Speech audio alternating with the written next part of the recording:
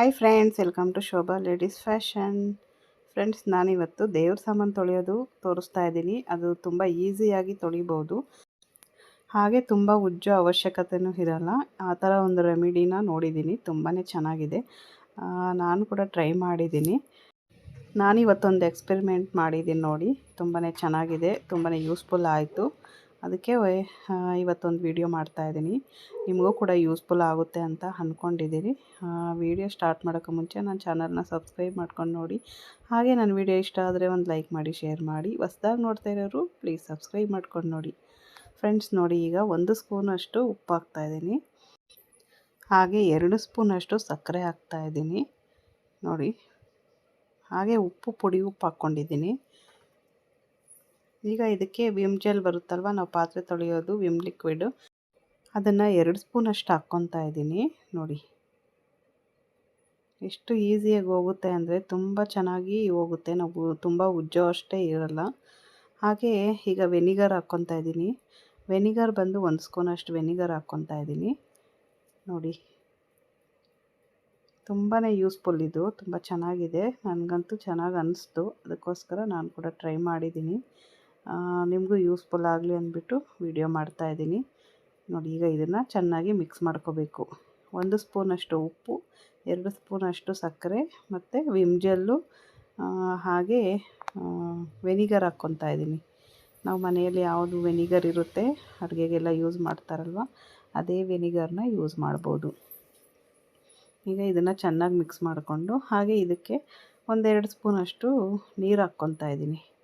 ನೀರು ಹಾಕ್ಕೊಂಡು ಚೆನ್ನಾಗಿ ಮಿಕ್ಸ್ ಮಾಡ್ಕೋಬೇಕು. ಒಂಥರ ಜೆಲ್ ಥರ ಬರುತ್ತೆ. ಹಾಗೆ ಸಕ್ಕರೆ, ಉಪ್ಪು, ವಿಮ್ ಜೆಲ್ ಹಾಕಿರೋದಕ್ಕೆ ಒಂದು ಸ್ವಲ್ಪ ಅಂಟು ಥರ ಬರುತ್ತೆ. ಆದರೆ ಹಿತ್ತಾಳೆ ಸಾಮಾನು ಮಾತ್ರ ಚೆನ್ನಾಗಿ ಕ್ಲೀನ್ ಆಗುತ್ತೆ, ತುಂಬ ಚೆನ್ನಾಗಿ ಕ್ಲೀನ್ ಆಗುತ್ತೆ. ಹಾಗೆ ತುಂಬ ಉಜ್ಜೋ ಅಷ್ಟು ಇರಲ್ಲ, ತುಂಬ ಈಸಿಯಾಗಿ ಹೋಗುತ್ತೆ. ಯಾವುದೇ ಥರ ಕರೆಗಳು ಇದೆಲ್ಲ ಏನೂ ಇರಲ್ಲ ನೋಡಿ. ನಾನು ಉಜ್ಜಿಬಿಟ್ಟು ತೋರಿಸ್ತೀನಿ ಈಗ. ನಾನು ಒಂದ್ಸರಿ ಟ್ರೈ ಮಾಡಿದ್ದಕ್ಕೆ ತುಂಬ ಚೆನ್ನಾಗಿ ಅನ್ನಿಸ್ತು ನೋಡಿ. ಈಗ ಈ ಥರ ಹಾಕ್ಕೊಂಡು ಸುಮ್ಮನೆ ನಿಧಾನಕ್ಕೆ ಉಜ್ಜುತ್ತಾ ಇದ್ದೀನಿ ನಾನು ನೋಡಿ. ಎಷ್ಟು ಚೆನ್ನಾಗಿ ಆಗುತ್ತೆ ಅಂದರೆ ತುಂಬ ಚೆನ್ನಾಗಿ ವೈಟಾಗಿ ಬಂದುಬಿಡುತ್ತೆ, ಒಂದು ಕರೆ ಕೂಡ ಇರಲ್ಲ ಇದರಲ್ಲಿ ನೋಡಿ. ನಾನು ನಿಧಾನಕ್ಕೆ ಉಜ್ಜುತ್ತಾ ಇದ್ದೀನಿ. ತುಂಬ ನಾವು ಈಗ ನಮ್ಮ ಕೈ ಎಷ್ಟು ಶಕ್ತಿ ಇದೆಯೋ ಅಷ್ಟು ಸೇರಿಸಿ ನಾವು ಉಜ್ಜುತ್ತೀವಲ್ಲ, ಆ ಥರ ಏನೂ ಬೇಕಾಗಿಲ್ಲ ನೋಡಿ. ಈ ಥರ ಆರಾಮಾಗಿ ಕ್ಲೀನ್ ಆಗುತ್ತೆ ಇದು. ಹಾಗೆ ಬೆಳ್ಳಿ ಸಾಮಾನಿಗೆಲ್ಲ ಯೂಸ್ ಆಗೋಲ್ಲ ಇದು, ಬರೀ ಹಿತ್ತಾಳೆ ಸಾಮಾನಿಗೆ ಮಾತ್ರ ಚೆನ್ನಾಗಿರುತ್ತೆ ನೋಡಿ. ಎಷ್ಟು ಶೈನಿಂಗ್ ಬಂದುಬಿಡುತ್ತೆ ಅಂದರೆ ತುಂಬ ಚೆನ್ನಾಗಿ ಶೈನಿಂಗ್ ಬರುತ್ತೆ ನೋಡಿ. ಈಗ ತೋರಿಸ್ತೀನಿ ಎಷ್ಟು ಚೆನ್ನಾಗಿ ಕ್ಲೀನಾಗಿದೆ ಅಂತ ನೋಡಿ. ಎಷ್ಟು ವೈಟ್ ಆಗಿದೆಯಲ್ವ ನೋಡಿ. ಹಿತ್ತಾಳೆ ಸಾಮಾನು ತುಂಬ ಚೆನ್ನಾಗಿ ಕ್ಲೀನ್ ಆಗುತ್ತೆ. ಎಲ್ಲನೂ ಕ್ಲೀನ್ ಮಾಡಿ ತೋರಿಸ್ತೀನಿ. ಹಾಗೆ ಇವತ್ತು ನಾನು ಸ್ವಲ್ಪನೇ ತಗೊಂಡಿದ್ದೀನಿ ದೇವ್ರ ಸಾಮಾನೆಲ್ಲ. ದೇವ್ರ ಸಾಮಾನು ಇದು ಕಾಮಾಕ್ಷಿ ದೀಪ ಎಲ್ಲ ನಾನು ಶುಕ್ರವಾರ ಮಾತ್ರನೇ ಅಂಟಿಸೋದು. ಹಾಗೆ ಇದು ಕರ್ಪೂರದು ಸ್ವಲ್ಪ ಕಪ್ಪಗಾಗ್ಬಿಟ್ಟೆ ಅಂದ್ಬಿಟ್ಟು ಇದನ್ನು ಮಾತ್ರ ತೊಳ್ಕೊತಾ ಇದ್ದೀನಿ. ಇನ್ನು ದೇವ್ರ ಸಾಮಾನೆಲ್ಲನೂ ನಾನು ಅಮಾವಾಸ್ಯೆಗೆ, ಪೌರ್ಣಮಿಗೆ 2 ಸರಿನೇ ತೊಳೆಯೋದು, ಪ್ರತಿ ವಾರನೂ ತೊಳೆಯೋದಕ್ಕಾಗಲ್ಲ. ಹಾಗೆ ವಾರನೂ ಕೂಡ ತೊಳಿಬಾರ್ದು ಅಂತಾರೆ. ಅದು ಶೈನಿಂಗ್ ಎಲ್ಲ ಕಮ್ಮಿ ಆಗಿಬಿಟ್ರೆ ಕ್ಲೀನ್ ಮಾಡ್ಕೊಬೋದು. ಹಾಗೆ 15 ದಿನಕ್ಕೊಂದ್ಸರಿ ನಾನು ಕ್ಲೀನ್ ಮಾಡೋದ್ರಿಂದ ನಮ್ಮ ಮನೇಲಿ ಏನು ಅಷ್ಟೊಂದು ಬ್ಲಾಕ್ ಆಗಲ್ಲ. ಹಾಗಾಗಿ ನಾನು 15 ದಿನಕ್ಕೊಂದ್ಸರಿ ಕ್ಲೀನ್ ಮಾಡ್ತೀನಿ. ಹಾಗೆ ಕಾಮಾಕ್ಷಿ ದೀಪ ಮಾತ್ರ ಪ್ರತಿ ವಾರ ಶುಕ್ರವಾರ ತೊಳ್ಕೊಂಡು ಪೂಜೆ ಮಾಡ್ತೀನಿ. ಅಂದರೆ ಶುಕ್ರವಾರ ತೊಳೆಯಲ್ಲ, ಗುರುವಾರನೇ ತೊಳೆದಿಟ್ಟಿರ್ತೀನಿ ನೋಡಿ. ಹಾಗೆ ದೇವ್ರ ಸಾಮಾನೆಲ್ಲ ಶುಕ್ರವಾರ, ಮಂಗಳವಾರ ಮತ್ತು ಅಮಾವಾಸ್ಯೆ, ಹುಣ್ಣಿಮೆ ದಿನ ಎಲ್ಲ ತೊಳಿಬಾರ್ದು. ಅದಕ್ಕೋಸ್ಕರ ಒಂದಿನ ಮುಂಚೆನೇ ಕ್ಲೀನ್ ಮಾಡಿ ತೊಳೆದು ಇಟ್ಕೋಬೇಕು ನೋಡಿ. ನಾನು ಕಾಮಾಕ್ಷಿ ದೀಪ ಎಲ್ಲ ಒಂದಿನ ಮುಂಚೆನೇ ತೊಳೆದಿಟ್ಕೊತೀನಿ. ಮತ್ತು ನೋಡಿ ಎಷ್ಟು ಚೆನ್ನಾಗಾಗಿದೆ ಅಂದ್ಬಿಟ್ಟು, ಪಳ ಅಂತ ಇದೆ ಹಿತ್ತಾಳೆ ಸಾಮಾನು. ತುಂಬ ಚೆನ್ನಾಗಿ ಅನ್ನಿಸ್ತು.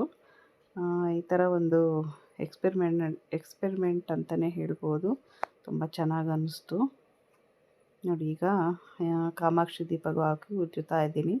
ಹಾಗೆ ಇದು ಕೂಡ ಏನು ಕಪ್ಪಾಗಿಲ್ಲ, ಆದರೂ ತುಂಬ ಚೆನ್ನಾಗಿ ಕ್ಲೀನ್ ಆಗುತ್ತೆ. ಹಾಗೆ ಎಣ್ಣೆ ಎಲ್ಲ ಇರುತ್ತಲ್ವ, ತುಂಬ ಚೆನ್ನಾಗಿ ಹೋಯಿತು, ಏನೂ ಇದಾಗಿಲ್ಲ, ತುಂಬಾ ಚೆನ್ನಾಗಿ ಶೈನಿಂಗ್ ಕೂಡ ಬಂತು. ಹಾಗೆ ಹಿತ್ತಾಳೆ ಸಾಮಾನಿಗೆಲ್ಲನೂ ಪೀತಾಂಬರಿ ಪೌಡ್ರೇ ಬೇಕು, ಮತ್ತು ಹುಣಸೆ ಹಣ್ಣು, ರಂಗೋಲಿ ಇಟ್ಟು ಏನೇನೋ ಹಾಕಿ ಉಜ್ಜುತ್ತೀವಲ್ಲ, ನೋಡಿ ಈ ಥರ ಮಾಡೋದ್ರಿಂದ ತುಂಬ ಈಸಿಯಾಗಿ ಹೋಗುತ್ತೆ, ತುಂಬ ಚೆನ್ನಾಗಿ ಅನ್ನಿಸ್ತು.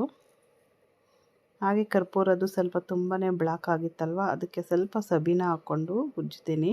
ಯಾಕಂದರೆ ಇದು ಬರೀ ಇದರಲ್ಲೇ ಅದು ಕಪ್ಪಗಾಗ್ಬಿಟ್ಟಿತ್ತೆಲ್ಲ, ತುಂಬ ದಿನ ಆಗಿತ್ತು. ಅದಕ್ಕೋಸ್ಕರ ಅದರಲ್ಲಿ ಕ್ಲೀನ್ ಆಗಲ್ಲ ಅಂಥೇಳಿ ನಾನು ಸಬೀನ ಹಾಕ್ಕೊಂಡು ಚೆನ್ನಾಗಿ ಫಸ್ಟು ಕ್ಲೀನ್ ಮಾಡಿಕೊಂಡೆ. ತೋರಿಸ್ತೀನಿ ನೋಡಿ ಮುಂದೆ. ಹಾಗೆ ನಾರಲ್ಲಿ ಉಜ್ಜ್ಬೋದಾ ಅಂತ ಒಬ್ಬೊಬ್ಬರು ಕೇಳ್ತೀರಲ್ವ, ನಾರಲ್ಲಿ ಕೂಡ ಉಜ್ಜ್ಬೋದು, ಅದು ನಿಮ್ಮಿಷ್ಟ. ನಾನು ನಾರಲ್ಲೇನು ಉಜ್ಜಿಲ್ಲ, ಹಾಗೆ ಉಜ್ಜುತ್ತಾ ಇದ್ದೀನಿ. ಹಾಗೆ ಬರೀ ಈ ಕರ್ಪೂರ ಹಚ್ಚಿರ್ತೀವಲ್ಲ ಅದಕ್ಕೆ ಮಾತ್ರನೇ ಹಾಕ್ಕೊತೀನಿ. ನೋಡಿ ಎಷ್ಟು ಚೆನ್ನಾಗಿ ಪಳಪಳ ಅಂತ ಇದೆಯಲ್ವಾ. ನಾನು ಬೇರೆ ಏನೂ ಹಾಕ್ಕೊಂಡಿಲ್ಲ, ಬರೀ ಏನು ಹೇಳಿದೆ ನನ್ನ ವೀಡಿಯೋನಲ್ಲಿ ಏನು ತೋರಿಸ್ದೆ ಅಷ್ಟೇ ಹಾಕ್ಕೊಂಡಿದ್ದು. ನೋಡಿ ಇದಕ್ಕೆ ಮಾತ್ರ ಸ್ವಲ್ಪ ಸಬೀನ ಹಾಕ್ಕೊತೀನಿ, ಯಾಕಂದರೆ ತುಂಬ ಅದು ಕಪ್ಪಗಾಗಿತ್ತಲ್ವ, ಅದಕ್ಕೋಸ್ಕರ ನಾನು ಸ್ವಲ್ಪ ಸಬೀನ ಹಾಕ್ಕೊಂಡು ಉಜ್ಜುತ್ತೀನಿ, ಬೇಗ ಅನ್ನಿಸ್ತು. ಹಾಗೆ ಒಂದಕ್ಕೆ ಮಾತ್ರನೇ ನಾನು ನಾರು ಯೂಸ್ ಮಾಡಿದ್ದು, ಬೇರೆ ಏನಕ್ಕೂ ನಾರು ಯೂಸ್ ಮಾಡಿಲ್ಲ. ಇದು ಕೂಡ ನೋಡಿ ಎಷ್ಟು ಚೆನ್ನಾಗಿ ಶೈನಿಂಗ್ ಬಂದ್ಬಿಡುತ್ತೆ ಗೊತ್ತಾ, ತುಂಬ ಉಜ್ಜೋ ಅಷ್ಟೇ ಇರಲ್ಲ. ನೋಡಿ ಈಗ ಸಬೀನ ಹಾಕ್ಕೊತಾ ಇದ್ದೀನಿ. ಸಬೀನ ಸ್ವಲ್ಪ ಹಾಕ್ಕೊಂಡು ಚೆನ್ನಾಗಿ ಉಜ್ಜುತ್ತೀನಿ. ಇದು ಸ್ವಲ್ಪ ಯಾಕಂದರೆ ಕರೆ ಕಟ್ಟಿದೆಯಲ್ವ, ತುಂಬ ದಿನ ಆಯಿತು, ಬರೀ ಒಂದು ವಾರಕ್ಕೊಂದ್ಸರಿ ಈ ಥರ ಆದರೆ ಬೇಗ ಹೋಗಿಬಿಡುತ್ತೆ. ಇದು ಸ್ವಲ್ಪ ಜಾಸ್ತಿನೇ ಬ್ಲ್ಯಾಕ್ ಆಗಿದೆ, ಅದಕ್ಕೋಸ್ಕರ ನಾನು ಸಬೀನ ಸ್ವಲ್ಪ ಹಾಕಿ ಚೆನ್ನಾಗಿ ಉಜ್ಜ್ತೀನಿ. ನೋಡಿ ತುಂಬ ಚೆನ್ನಾಗಿ ಕ್ಲೀನ್ ಆಗುತ್ತೆ. ಆ ಲಿಕ್ವಿಡು ಸ್ವಲ್ಪ ಹಾಕ್ಕೊಂಡು ಸಬೀನ ಸ್ವಲ್ಪ ಹಾಕ್ಕೊಂಡು ಚೆನ್ನಾಗಿ ಉಜ್ಜಿದ್ರೆ ತುಂಬ ಚೆನ್ನಾಗಿ ಶೈನಿಂಗ್ ಬರುತ್ತೆ. ಇದು ಆ ಬ್ಲ್ಯಾಕ್ ಕಲರ್ದೆಲ್ಲ ನೀಟಾಗಿ ಹೋಗುತ್ತೆ ನೋಡಿ. ಫ್ರೆಂಡ್ಸ್ ನೋಡಿದ್ರಲ್ಲ, ನೀವೆಲ್ಲನೂ ಕೂಡ ಟ್ರೈ ಮಾಡಿ ನೋಡಿ, ತುಂಬ ಚೆನ್ನಾಗಿ ಅನಿಸುತ್ತೆ. ಟ್ರೈ ಮಾಡಿಬಿಟ್ಟು ನನಗೆ ಕಮೆಂಟಲ್ಲಿ ತಿಳಿಸಿ ಹೇಗನ್ನಿಸ್ತು ಅಂತ. ನೋಡಿ ಎಷ್ಟು ಫಳ ಅಂತ ಇದೆ ಅಂತ. ಈ ವಿಡಿಯೋ ಇಷ್ಟ ಆದರೆ ಒಂದು ಲೈಕ್ ಮಾಡಿ, ಶೇರ್ ಮಾಡಿ. Thanks for watching. Bye friends.